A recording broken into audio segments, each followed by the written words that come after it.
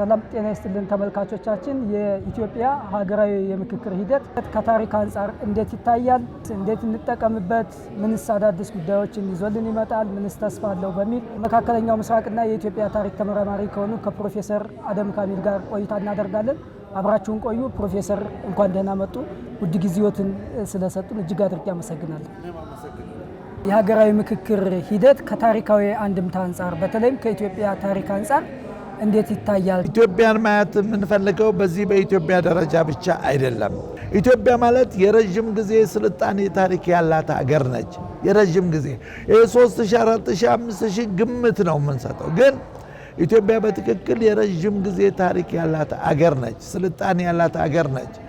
የኛ ይዞታ የሀበሻ ወይም ኢትዮጵያ ይዞታ የፈለክ እንደሆነ እስከ አስዋን ደቡብ ግብጽ ድረስ የሚደርስ ክልል ነበረን። ሁለተኛ የሰው ዘር የተገኘባት ኢትዮጵያ ነች።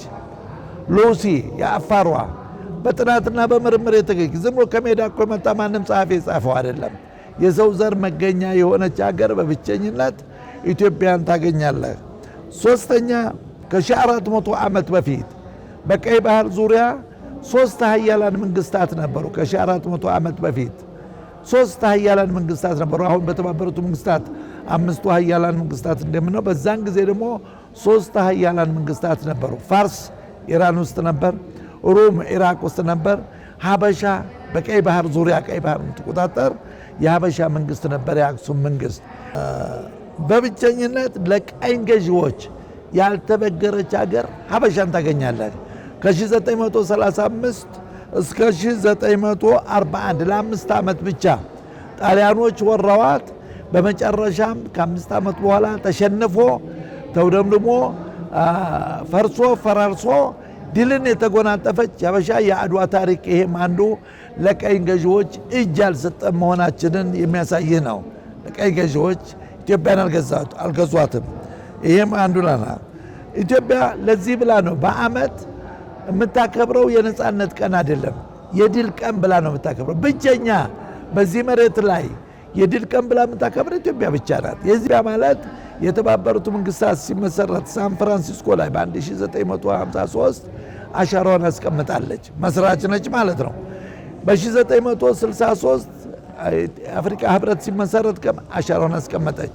በእነኚህ ሁለት ድርጅቶች አማካይነት የአፍሪካውያን መብት እንዲከበር ትልቅ ቅስቀሳ ስታደርግ የፖለቲካውም የመብት ማስከበርን ሁኔታ ትልቅ ሚና ተጫውታለች። ዘርዘር ባለመልኩ ወደ ኢትዮጵያ ማንነት ገብተን ኢትዮጵያ ማናት የሚለውን ብቻ ፎከስ ብናደርግ ደስ ይለኛል። ያ ከሆነ እርግጠኛ ነኝ ምክክር ግቡን መታ፣ ውጤት አመጣ። ኢትዮጵያ ወደ ተሻለ ውጤት ትሄዳለች፣ ታድጋለች፣ ትበለጽጋለች። ይሄ ነው እንግዲህ የምንመኘው ከዚህ ኮንፈረንስ ውጤት።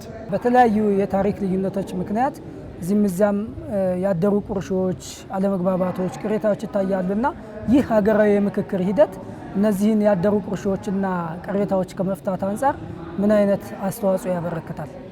እኔ በተሞክሮ ባየሁት ዛሬ 72 ዓመት ዕድሜ ያለኝ ሰው ነኝ። በተሞክሮ ያየሁት የኢትዮጵያ ህዝብ ትልቅ ህዝብ ነው። ወደ ኋላ መለስ ብለህ እየው። መሪውን ለመታዘዝ አብሮ ለመጓዝ ወደ ኋላ አይልም።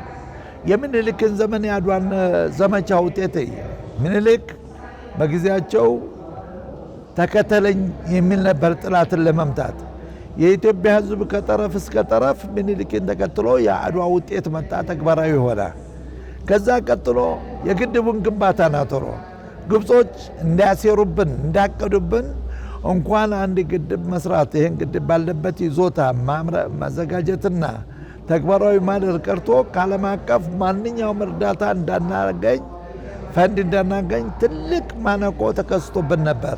የኢትዮጵያ ህዝብ ግን ከሊስትሮ እስከ መንግስት ሰራተኛ እስከ ምሁራን እስከ ሊቃውንት እስከ ሃይማኖት መሪዎች ማንም ሳያዛቸው በፍላጎታቸው ተሳትፈው አዋጥተው ግድቡን ተግባራዊ። ይሄ አንዱ የውጭ መነጋገሪያ ሆኗል አጀንዳ። እውነት ኢትዮጵያኖች ላሰቡት ወደ ኋላ አይሉም የሚለው ነገር። አሁንም ይሄ ኮንፍራንስ ይሄ ምክክር በሚጠራበት ጊዜ የሁሉ 4000 ሰው ተሳተፈ ማለት ወደ ኋላ የሚል ህዝብ አይደለም። ስለዚህ የኢትዮጵያ ህዝብ መሪው ጋር ከተቀራረበ አብሮ ከሰራ ድል የማያደርግ ህዝብ አይደለም ማለት እችላለሁ። ድል ያደርጋል። ይጎናጠፋል። ይሄ ነው ውጤት የምንጠብቀው ሁል ጊዜ። ኢትዮጵያ ህዝብ አያሳፍርህም። ከዚህ የሀገራዊ ምክክር ሂደት በኋላ ምን እንጠብቅ? የትውውቅ ፕሮግራም ነው ማለት እንችላለሁ እኔ በበኩሌ። ይሄ ትውውቅ ግን እንደ ግለሰብና እንደ ህብረተሰብ እንደ እምነት ተከታዮች ብቻ የመተዋወቅ ሳይሆን ኢትዮጵያዊነትን የማረጋገጥ እቅድ ያለው ይመስለኛል። በእኔ መንፈሱ ይሄ ነው ኢትዮጵያዊነት። ለዚህ ብሎ ኢትዮጵያ ማንነት በትክክል ተገንዝበን የምንሄድበት መድረክ ነው። የህዝቡን ጥያቄ ሰብስቦ ፍላጎት ሰብስቦ ወደ አንድ ውሳኔ ይደርሳል የሚል ግምት አለኝ። ውሳኔ ይደርሳል ስልህ የበላይ አካል መቼም ይሄንን ታሪክ ይረሳዋል አያውቀውም ማለት አልችልም። የሃይማኖት ድርጅቶች አሉ፣ የፖለቲካ መሪዎችም አሉ። ሁሉም ተሰባስቦ መክሮ ኢትዮጵያን ታላቅነት በድጋሜ ተናበን ተዘጋጅተን ይሄንን ክብሯን የአዲሱ ትውልድ ላያውቀው ይችላል ይሄንን ክብር ይሄንን ታሪክ። ስለዚህ ሚዲያውም ዲፕሎማሲውም የሃይማኖት ድርጅቶችም ሁሉም ተረባርበው የዚች የኢትዮጵያን ታላቅነት በማንጸባረቅ እርግጠኛ ነኝ ወደ ጥሩ ውሳኔ ይደርሳል። ስለዚህ አንድ ትልቅ ጅማሬ ይሆናል የሚል ግምት ነው ያለኝ። እጅግ አድርጌ አመሰግናለሁ። ተመልካቾቻችን የሀገራዊ ምክክር ሂደቱ ከታሪክ አንጻር ያለውን አንድምታ በተመለከተ ከፕሮፌሰር አደም ካሚል ጋር ያደረግነውን ቆይታ እዚህ ላይ እናበቃለን። መልካም ጊዜ።